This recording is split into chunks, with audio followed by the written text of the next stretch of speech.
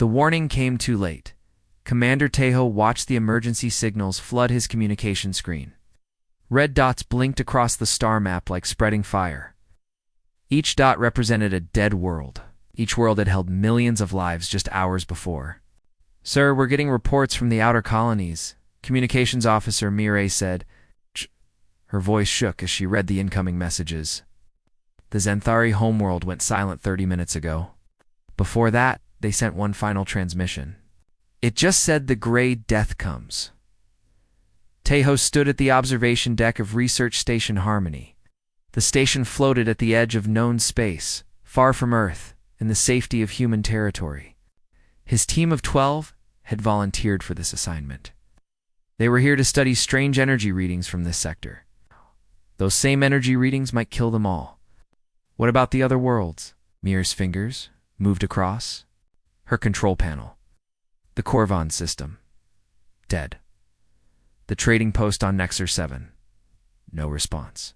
"Sir, whatever this thing is, it's moving fast. Really fast." Dr. Sujin looked up from her medical scanner. She was the station's chief medical officer and had been monitoring the reports with growing alarm. The few survivors who escaped described it as a plague, but not like any disease we know. It doesn't infect slowly, just ... kills. Everything dies within minutes of exposure. Engineer Borum wiped sweat from his forehead. He had been working on the station's defensive systems for the past 2 hours. "I've sealed all the airlocks and boosted our shields. But if this thing can kill entire planets, I don't know if it will help." Tejo nodded. He was 35 years old and had served in the Human Defense Force for 15 years. He had seen war, disaster, and death. But this was different. This was something that killed faster than anyone could fight back. "How long do we have?" he asked. Mireille checked her calculations. "At its current speed, the phenomenon will reach us in 4 hours." The crew gathered in the main briefing room. 12 humans, far from home, facing something that had already killed billions of aliens across dozens of worlds. Most species would have fled. Most species would have accepted their fate. Humans were not most species. "We have 2 choices." Tejo told his team, "We can run or we can stay and fight." "Fight what exactly?" asked Pilot Dongjun. "We don't even know what we're dealing with." Dr. Sujin pulled up the medical data on the main screen.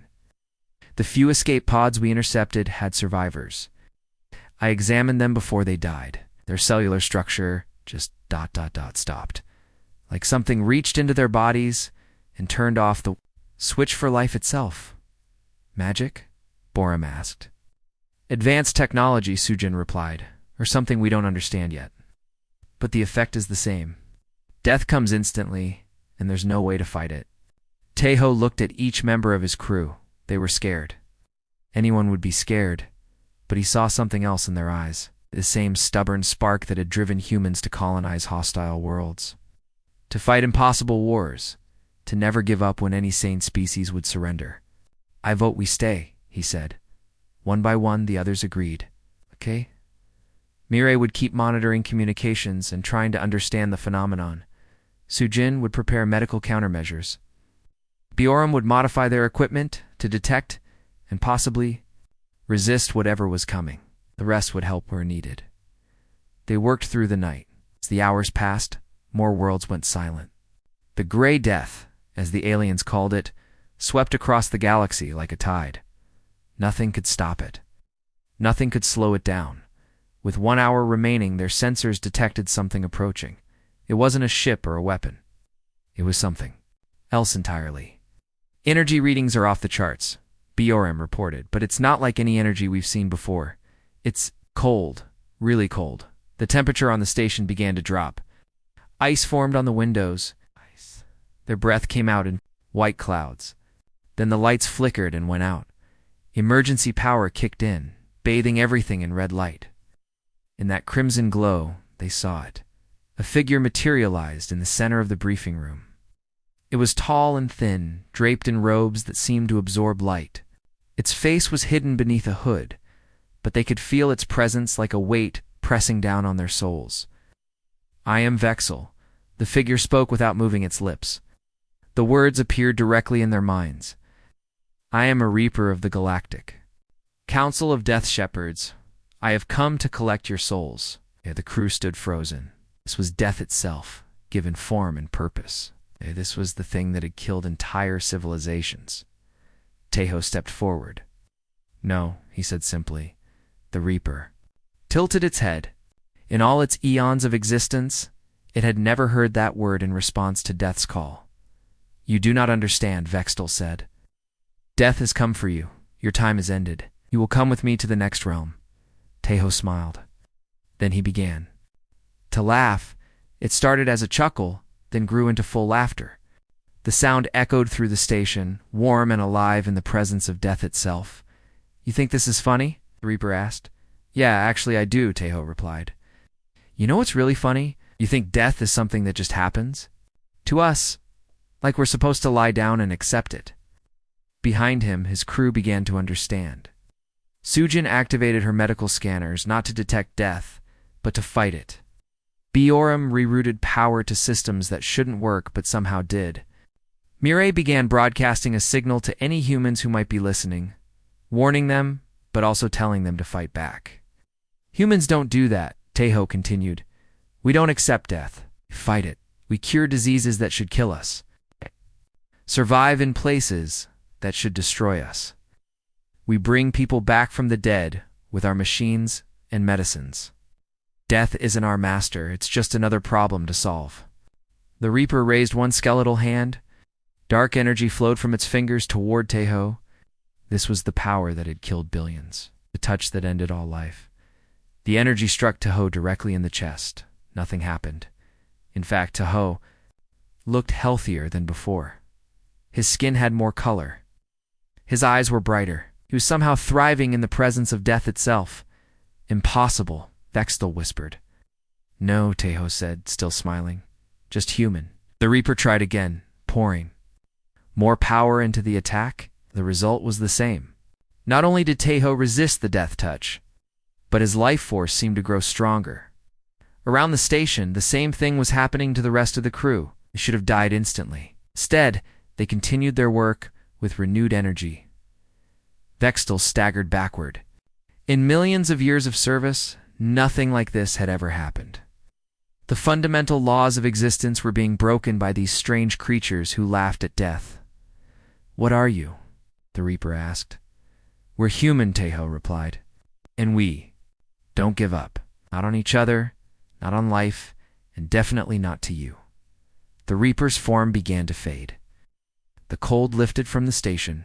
The lights returned to normal, but before Vexel disappeared completely, he did something unprecedented. He took out a small device and began recording everything he had witnessed. The council must know, he muttered to himself. They must know about the species that laughs at death. Then he was gone. The crew of Research Station Harmony stood in silence for a moment, then Tejo turned to his team. Well, he said, I think we just broke some kind of cosmic law. Mireille was monitoring her communications equipment. Sir, I'm getting reports from human colonies across the sector. Other Reapers tried to attack them too. Same results everywhere. They can't touch us. Sujin was studying her medical data with amazement. According to these readings, exposure to that death energy actually made us healthier. It's like our bodies treated it as a challenge and responded by becoming more alive. Borum laughed. So we're the species that's too stubborn to die. I can live with that. As a word spread across the galaxy about the humans who had laughed at death itself, Tejo couldn't help but smile. Humanity had just announced itself to the universe in the most dramatic way possible. They had looked death in the eye and refused to blink. The galaxy would never be the same. The Council of Death Shepherds had existed since the birth of stars. Their meeting hall floated in the space between galaxies, a place where time moved differently and eternity felt like home. For millions of years they had guided souls across the universe with perfect order and absolute authority today. That authority was cracking. 7 ancient Reapers sat around a table made of crystallized starlight. Each one had collected billions of souls across countless worlds. They had never failed in their duty. They had never been questioned. Until now, Vextel stood before them, his dark robes still carrying the strange warmth he had encountered at the human station. The recording device in his hand contained evidence that should not exist. "Again," commanded Morthok, the eldest of the council. His voice carried the weight of eons. The recording played. The council watched in silence as Teho laughed at death itself. They saw the human resist the death touch. They witnessed something that broke every law of existence they knew. "This is impossible," said Reaper Zephany. She was the council's expert on mortal species. "No creature can resist the death touch. It is the fundamental force of the universe." "Yet here is proof," Vexel replied. "Not just one human, but all of them. The entire crew became stronger when I tried to claim their souls." The recording continued. They watched as the humans worked together, supporting each other, refusing to accept their fate. Even in the face of absolute death, they showed hope. "There have been other reports," said Reaper Kethmer. He gestured, and holographic displays filled the air around them. "Across 12 sectors, our Reapers have encountered these humans. Every single encounter has ended the same way: complete failure." The displays showed incident after incident. Human soldiers fighting harder when mortally wounded, human doctors bringing the dead back to life with their machines, human parents who literally refused to die until their children were safe. "Look at this one." Kethmer highlighted a report. Reaper Nexvel attempted to claim a human woman during childbirth. Not only did she resist, but she gave birth successfully while under the death touch. The child was born healthier than any infant should be. Morthok leaned forward. "What do we know about this species?" Zephany called up humanity's file. "They are young, only recently achieved space travel. Their homeworld is called Earth. Population roughly 8 billion. They've spread to maybe 50 worlds. How have they hidden this ability?" asked another. "Reaper, they have not hidden it," Zephany replied, studying the data. "They do not even know they have it.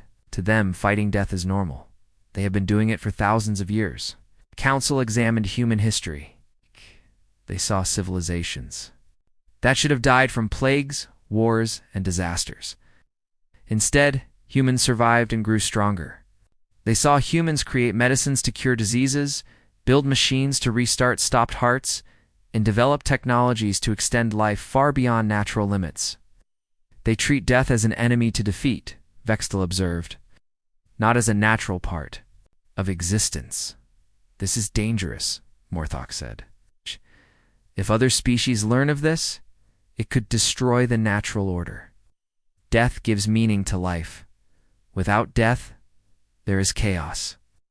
As they debated, reports continued to arrive. The news of humans who laughed at death was spreading across the galaxy. Some species were terrified.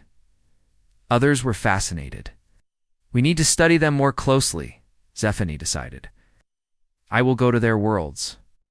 I will observe them in their natural state," the council agreed. Zephany would take physical form and live among the humans. She would learn their secrets and find a way to restore the natural order. 3 weeks later, Zephany materialized on Earth in the city of Sol. She took the form of a young woman and created the identity of Dr. Hyjin, researcher studying human behavior. The irony was not lost on her. Her first stop was Seoul National University Hospital. If humans truly fought death as a matter of course, a hospital would be the best place to see it. What she found amazed her. Dr. Chan Wu was working his 3rd straight shift in the emergency room. He'd been awake for 36 hours, sustained only by coffee and determination. A man had been brought in after a car accident. His heart had stopped twice. His brain showed no activity. Any other species would have accepted death. The Reapers would have come to collect his soul. Instead, Dr. Chan Wu refused to give up. "Start CPR again," he ordered the nurses. "Increase the defibrillator charge. We are not losing him." "Doctor, he has been gone for 20 minutes, a nurse protested. "Then we bring him back from 20 minutes gone," Chan Wu replied. "I do not care if it takes all night." Zephany watched in fascination. This was not advanced technology. This was pure human stubbornness applied to the problem of death. They were literally forcing life back into a body that had given up. After 2 hours, they succeeded. The man's heart started beating. His brain activity returned. He would live. How? Zephany asked Chan Wu during a break. The doctor looked tired, but satisfied. We do not accept death until we have tried everything. Death is not inevitable. It is just another medical condition to treat. Over the following days, Zephany saw more examples. She watched human paramedics work on accident victims who should have died at the scene. She observed surgeons perform operations that defied possibility.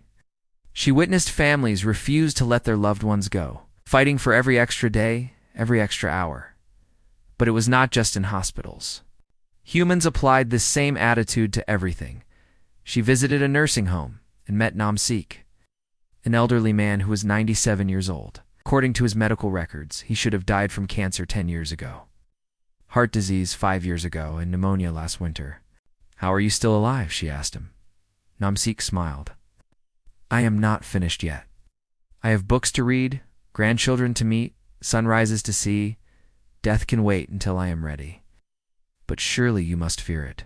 All species fear death, the old man laughed. It was the same laugh Taeho had given Vextel. Fear death? Why would I fear something that happens to everyone? I will die when I die. Until then, I live. Zephany began to understand. Humans did not see death as a master to obey or a force to fear. They saw it as a temporary inconvenience. Something to work around, postpone, or overcome entirely, she observed. Their culture and found the same attitude everywhere. Human stories celebrated heroes who cheated death. Their medicines focused on extending life. Their technologies aimed to solve the problem of aging and disease. They had built their entire civilization around the radical idea that death was optional. The breakthrough came when she witnessed a human funeral. She expected to see acceptance, grief, the natural order of mourning. Instead, she saw celebration. We are not here to mourn Janae's death, the speaker said. We are here to celebrate that she lived.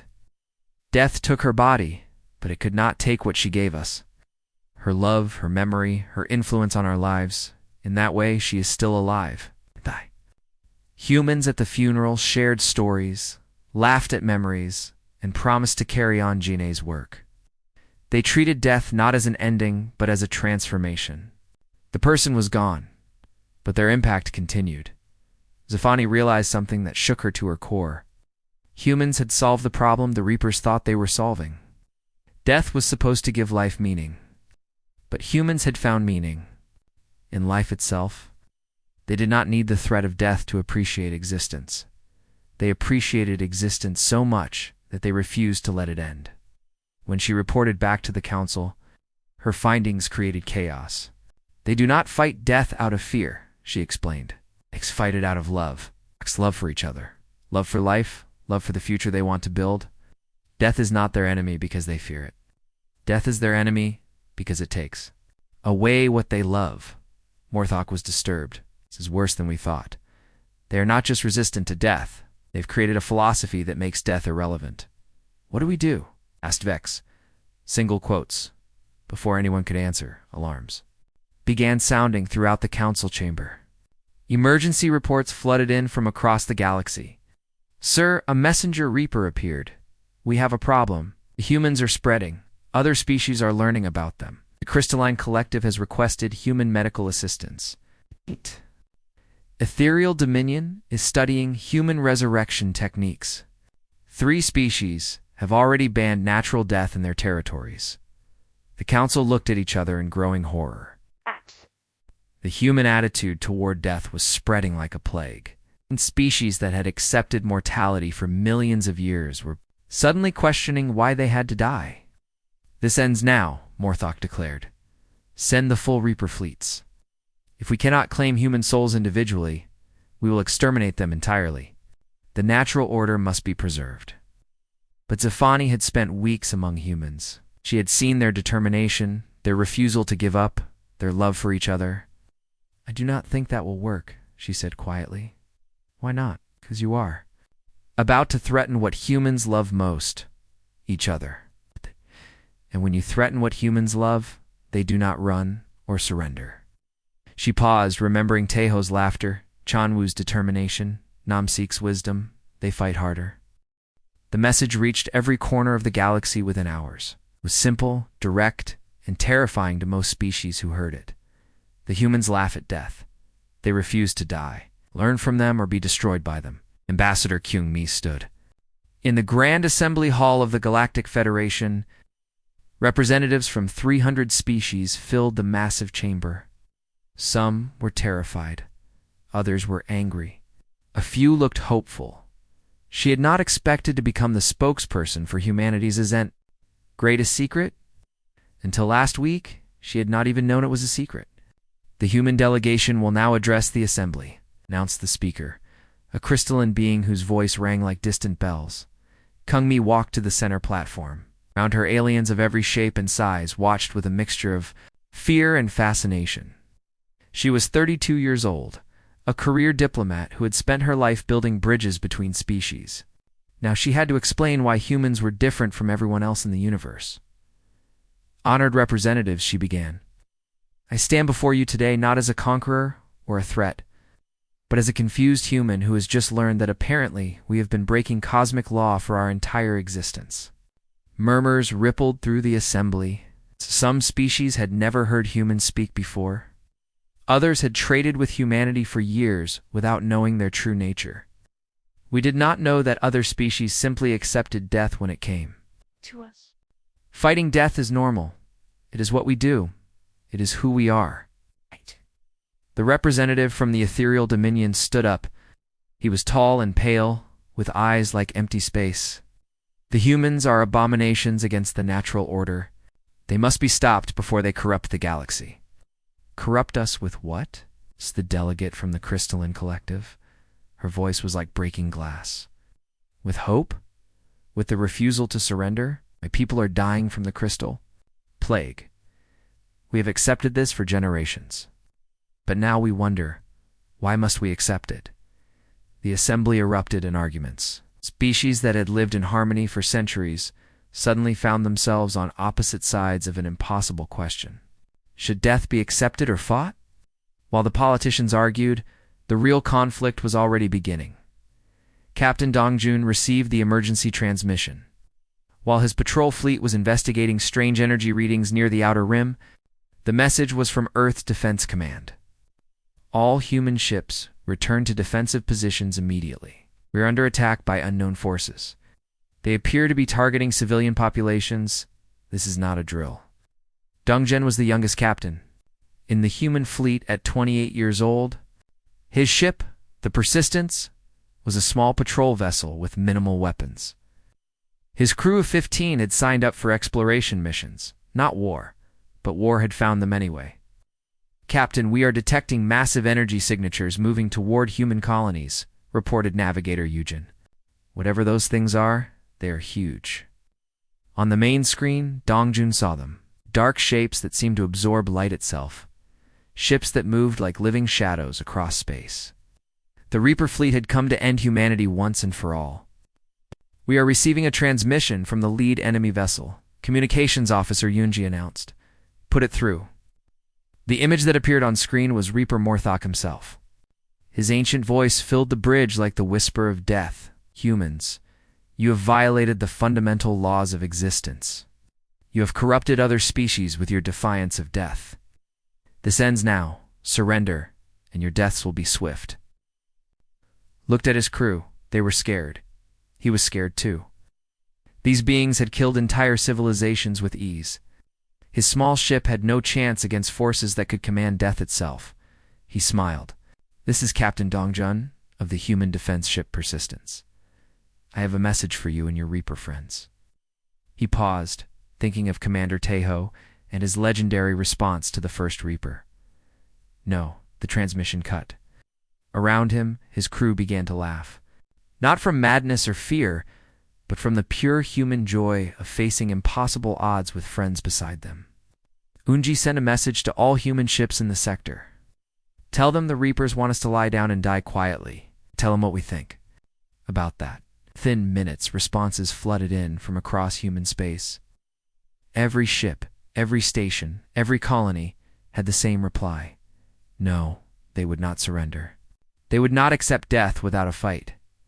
The battle for humanity's survival had begun. Dr. Eugen was not a warrior. She was a xenobiologist who studied alien life forms. Her research station on the planet New Harmony was supposed to be peaceful. It was home to scientists from dozens of species, all working together to understand the galaxy's biodiversity. Then the Reapers came. The attack began at dawn. Dark energy swept across the planet like a wave. Every non-human on the research station died instantly. Plants withered. Animals collapsed. Even the bacteria in the soil stopped living. Only the humans remained. Eugene found herself in charge of 37 human scientists and support staff. They were researchers, not soldiers. They had no weapons except their minds and their absolute refusal to give up. "The Reapers are landing," reported Dr. Hyensu from the observation deck. 3 ships. They are coming for us, Eugene thought. Quickly, the station had been built to study life, not fight death. But maybe that was exactly what they needed. Everyone listen carefully. "We are going to do something that has never been tried before. We are going to study death itself." She led them to the main laboratory. The Reapers are biological entities, just like any other life form. They can be understood. They can be analyzed.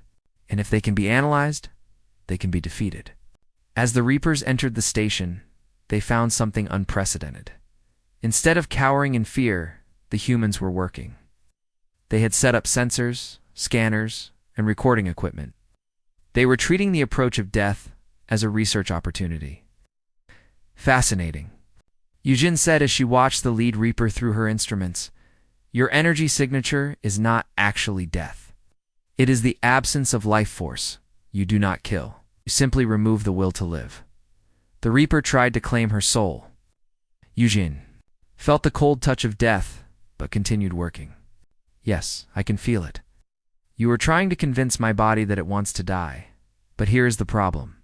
Humans do not want to die. We want to live so badly that we will fight your power with pure, stubborn will." Around the laboratory, her team continued their analysis. They measured death energy, cataloged its effects, and began developing countermeasures. They were doing something no species had ever attempted. They were turning death into a science problem. The Reapers, for the first time in their existence, found themselves being studied rather than feared. It was deeply unsettling. But the real surprise came from an unexpected source. Deep in the galaxy's core, the Sage Mourners had watched the growing conflict with ancient wisdom.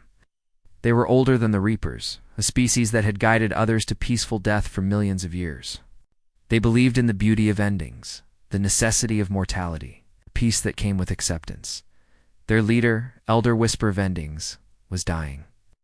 He had lived for 10,000 years and was ready to pass into whatever came next.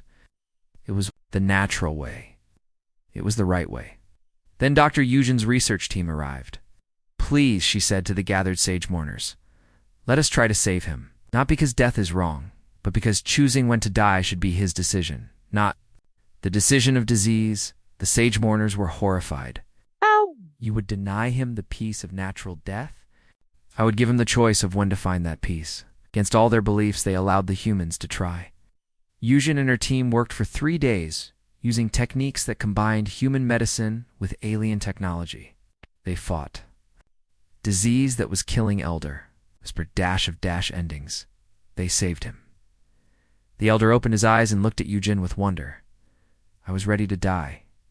I had accepted my ending, but now I feel young again, strong again. I could live another 1,000 years if I chose." "The choice is yours," Eugen replied. "That is what makes us human. We believe everyone should choose their own ending, in their own time, surrounded by love, instead of surrendering to inevitability." The Elder sat up slowly, for the first time. In millennia, he was not dying. He was simply living. "What have you done to me?" he asked.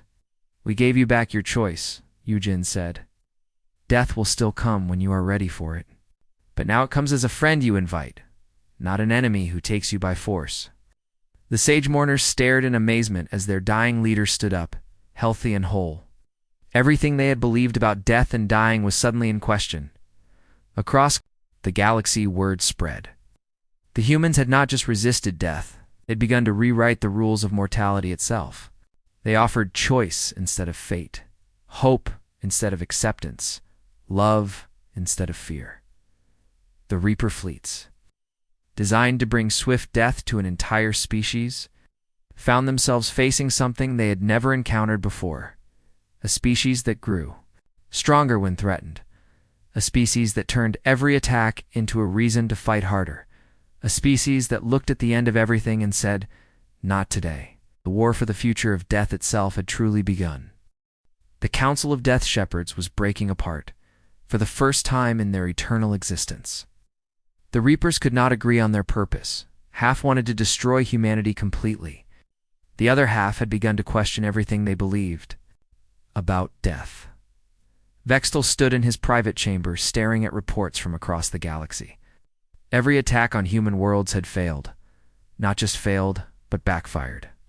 The humans fought harder when their loved ones were threatened, they found. Ways to turn Reaper weapons against them. They studied death energy and began to understand it better than the Reapers themselves. But the most disturbing report was personal. He had been watching paramedic Jin-Ho for 3 months now. The young human worked in the war zones where Reaper attacks were strongest.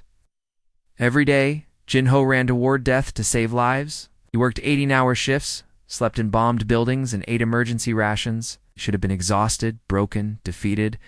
Instead, he seemed to grow stronger. With each life he saved, today, Jin-Ho was working in the ruins of New Tokyo after a Reaper attack. The dark energy had killed thousands instantly, but many humans survived and were trapped in collapsed buildings. Jin-Ho and his team were pulling them out one by one. Vextal materialized behind him, invisible to mortal eyes. He wanted to understand how this small human could work so hard in the presence of so much death. "We have another survivor here," Jin-Ho called to his partner. He was digging through rubble with his bare hands, his medical equipment scattered around him. Blood covered his uniform from helping other victims. The trapped person was an elderly woman. She had been buried for 6 hours. By all rights, she should be dead. "I cannot feel her pulse," Jin-Ho's partner said. "She is gone." "No," Jin-Ho replied firmly. "She is not gone until I say she is gone." He began CPR on the dusty ground. 30 compressions, 2 breaths, check for pulse. Nothing. Continue CPR. Do not stop. Do not give up. Vextal watched in fascination. This human was literally bringing the dead back to life through pure determination. No advanced technology, no special powers, just the absolute refusal to accept death. After 20 minutes, the woman's heart started beating. "There you are," Jin-Ho said gently as she opened her eyes. "Welcome back. You gave us quite a scare." The woman looked confused. I was somewhere else, somewhere cold and dark. Then I heard your voice calling me back." Jin-Ho smiled. "That is what we do. Call people back from the dark places." As he helped her to the medical transport, Vextal made a decision that would change everything. He made himself visible. "Why do you do this?" he asked Jin-Ho. The young paramedic looked up at the towering figure of death itself without fear. "Do what?" "Fight death. Bring back the dead. Work until you collapse." "Why do you not simply accept that some people die?" Jin-Ho continued bandaging the woman's injuries as he answered. "Because every life matters. Because giving up on someone means they have no chance at all. Because someone has to stand between people and the things that want to hurt them. Even when that thing is death itself, especially then." Vextal felt something he had never experienced in millions of years of existence. "Doubt, are you not afraid of me?" he asked. Jin-Ho looked at him seriously. "Should I be? Are you here to help or to hurt?" "I am here to collect souls, to bring the dead to their next existence. It is my purpose." "Okay, but what if your purpose is wrong?" The question hit Vextal like a physical blow. In all his eons of service, no one had ever suggested that the Reapers might be wrong about death. "What do you mean?" Jin-Ho gestured to the disaster zone around them. "Look at this place." Your people attacked our city to prove that death is natural and necessary. But all you did was kill innocents who were not ready to die. You took away their choices, their dreams, their time with families. He pointed to the elderly woman he had just saved. She has 7 grandchildren. 3 of them are too young to understand death. If I had not brought her back, they would grow up without her stories, her love, her wisdom. How does her death make the universe better? Vexel had no answer. Death should come when people are ready, Jinho continued. When they have lived fully, loved completely, and accomplished what they came here to do. Death should be a graduation, not a punishment. Over the following weeks, Vexel watched more humans. He saw doctors who worked for days without sleep to save patients. He saw parents who refused to let their children die from diseases. He saw elderly humans who clung to life, not from fear, but because they still had work to do, people to love, experiences to share. He began to understand what Zephany had discovered. Humans did not fight death from selfishness or fear. They fought it from love. The revelation came when he witnessed something unprecedented. Admiral Soyoung was coordinating humanity's defense against the largest Reaper attack yet launched. 100 Reaper ships surrounded Earth itself, ready to end humanity's homeworld once and for all. But instead of preparing weapons or building defenses, Admiral Soyoung did something that made no tactical sense. She opened communications with the Reaper fleet and transmitted an invitation. Attention Reaper vessels. You know you've been trying to kill us for months now. We know many of your people have been injured in these battles. We would like to offer medical assistance too. Any Reaper who needs healing? The transmission continued across all channels. We have prepared medical facilities aboard our hospital ships. Our doctors have studied Reaper physiology and can treat injuries that your people have sustained. All we ask is that you allow us to help. The Reaper fleet hung in space, unsure how to respond. In the history of the galaxy, no species had ever offered to heal their executioners. Some Reapers had been damaged in previous battles with humans. Their dark energy forms were wounded in ways they did not understand. Humans claimed they could heal these wounds. After hours of debate, 3 injured Reapers agreed to be treated. Vexel was one of them. Dr. Chanwu met him at the airlock of the hospital ship Mercy. The same doctor who had refused to let the car accident victim die now faced the opportunity to save a being of death itself. This is going to feel strange, Chanwu warned as he began the treatment. Your energy signature is unlike anything we have studied. But pain is pain, injury is injury. The principles of healing are universal. As the human medicine worked on his damaged form, Vexel experienced something no Reaper had ever felt. He felt alive. Not just existing, not just functioning, but truly alive with possibility and hope. How do you do this? Asked Chanwu. Do what? Care about healing me? I have tried to kill your people. I am death incarnate. Why do you want to save me? Chanwu continued his work as he answered. Because you are injured and I am a doctor. Because helping others is what we do. And because maybe if we show you that life is worth saving, you will stop trying to end it. What if I cannot change? What if death is all I know? Then we teach you about life. Everyone can learn. Everyone can grow. Everyone deserves the chance to become better than they were. Treatment worked. Vexel's injuries healed completely, but more than that, he felt changed in ways he could not explain. The human compassion had somehow infected him with something he had never experienced. Hope. When he returned to the Reaper fleet, he found chaos. Half the Reapers wanted to continue the attack on Earth. The other half were questioning their orders. The humans healed our wounded, argued one Reaper. They could have let us suffer. They could have used our injuries against us. Instead, they helped us. It is a trick, insisted Morthok. They seek to weaken our resolve. What if it is not a trick? Vexel asked. What if they genuinely believe that all life, even ours, has value? The question split the Reaper forces. Some departed to report the humans' impossible compassion to the Council. Others remained uncertain what to do next. But on Earth, Something extraordinary was happening. Humans around the world had learned that death itself was threatening their home. Instead of panicking or despairing, they threw the largest celebration. In human history, they called it the death party. In every city, in every town, in every human settlement across the galaxy, people gathered to celebrate life in the face of ultimate extinction. They shared food, told stories, sang songs, and laughed together. They celebrated every moment they had been alive, every person they had loved, every dream they had pursued. The collective human response to the threat of total annihilation was pure joy. The psychic energy of 8 billion humans celebrating life simultaneously created a shockwave that rippled across space. Every Reaper in the galaxy felt it. For the first time in their existence, they experienced human emotions directly. They felt love. They felt hope.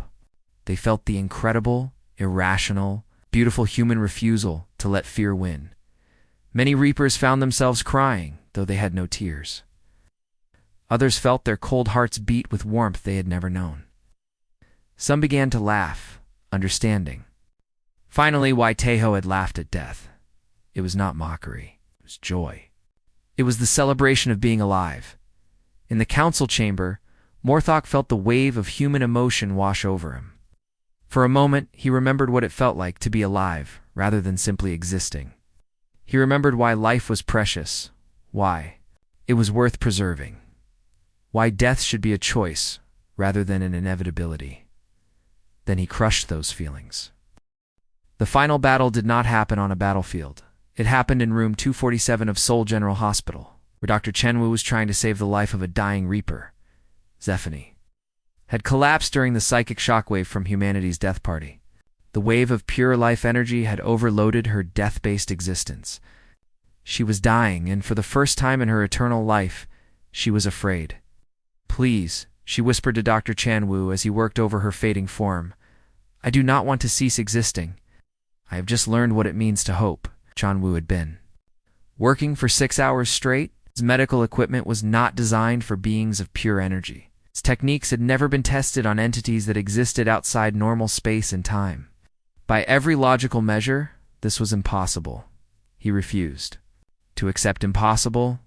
"We are going to try something that has never been done before," he told his surgical team. "We are going to perform a life transplant on a creature that was never meant to live, using experimental techniques that combined human medicine with technology borrowed from a dozen alien species."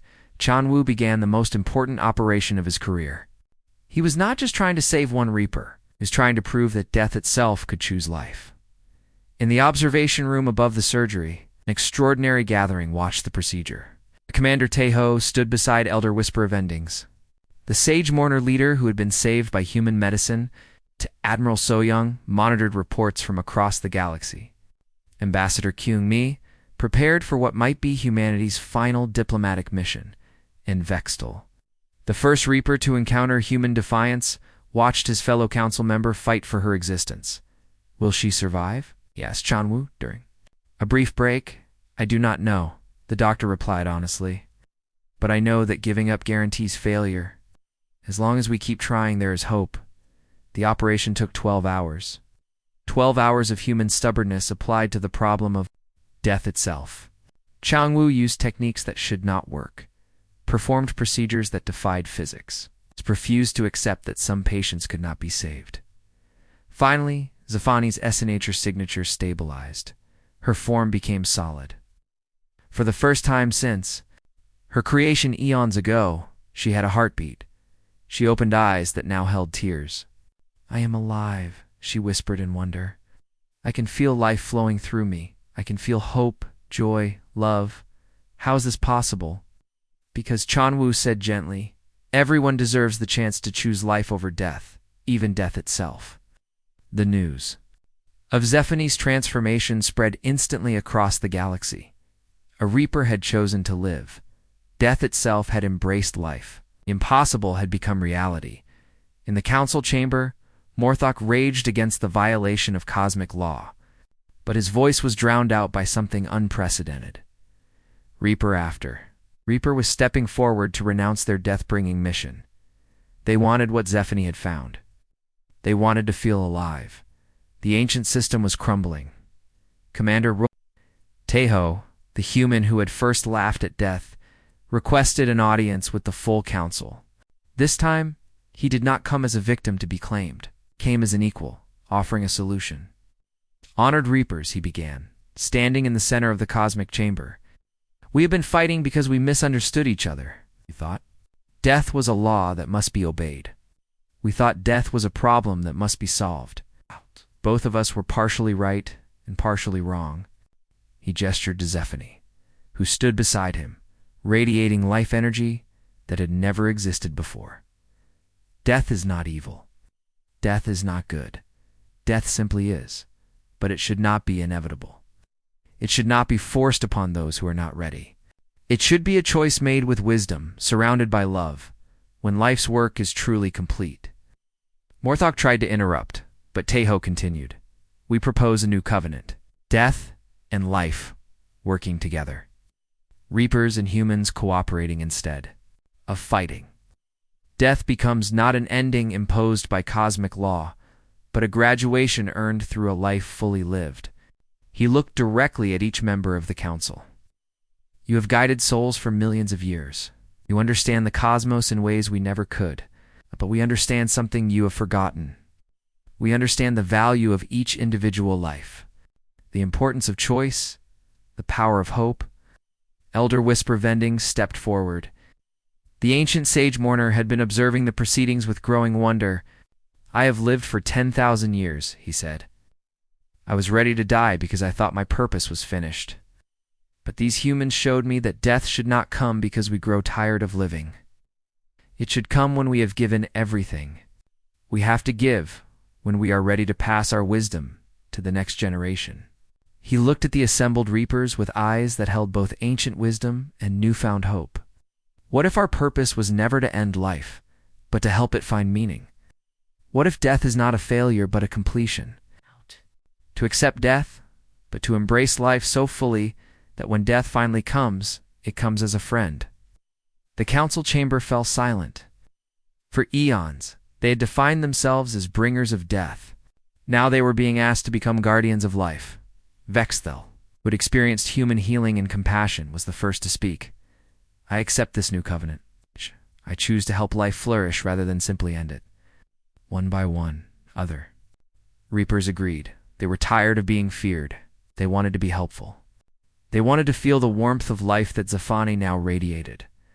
Only Morthok and a few ancient reapers refused.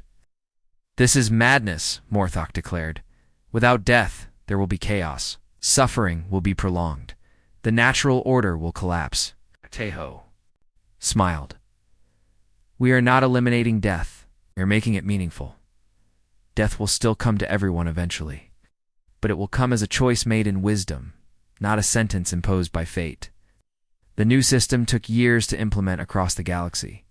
Reapers worked alongside human doctors, alien healers, and beings of every species to create a new understanding of mortality. Death became something earned rather than imposed. Beings lived until they had accomplished their purpose, shared their love, and contributed their wisdom to the universe. When they were truly ready, they chose their time to depart, surrounded by those they loved.